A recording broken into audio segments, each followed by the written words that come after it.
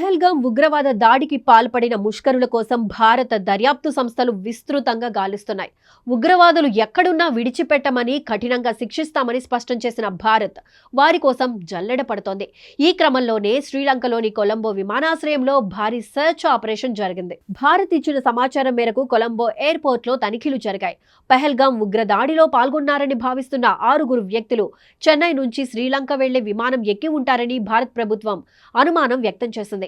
ఈ నేపథ్యంలో శ్రీలంక ఎయిర్లైన్స్ కు చెందిన విమానం బండారు నాయకే ఇంటర్నేషనల్ విమానాశ్రయానికి చేరుకున్న తరువాత ఆ సెర్చ్ ఆపరేషన్ నిర్వహించారు.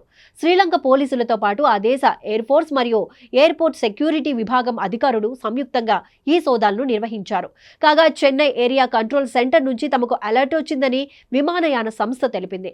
అయితే ఈ తనిఖీలలో ఎలాంటి అనుమానాస్పద వ్యక్తులు దొరకకపోవడంతో తదుపరి కార్యకలాపాలకు అనుమతించారని తెలుస్తోంది. కాగా జమ్మూ కాశ్మీర్లోని పెహల్గాంలో ఏప్రిల్ 22న పర్యాటకులపై ఉగ్రవాదులు మారణ కాండకు పాల్పడిన సంగతి తెలిసిందే.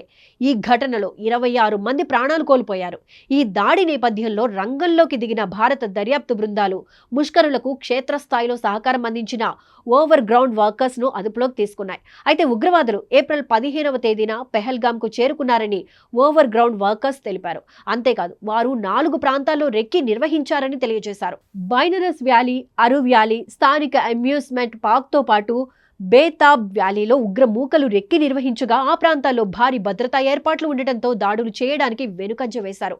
కాగా వీరికి సాయం చేసిన పలువురిని ఇప్పటికే గుర్తించిన జాతీయ దర్యాప్తు సంస్థ కొందరిని అరెస్టు కూడా చేసింది.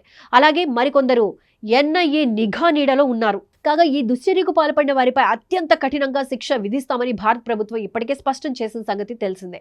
యావత్ ప్రపంచం నివ్వెరపోయే విధంగా ప్రతీకార దాడి చేస్తామని తెలిపింది. అంతేకాదు ఈ దాడి వెనుక పాకిస్తాన్ హస్తం ఉందంటున్న భారత్ ఆ దేశంపై కఠిన ఆంక్షలు విధించిన సంగతి తెలిసిందే.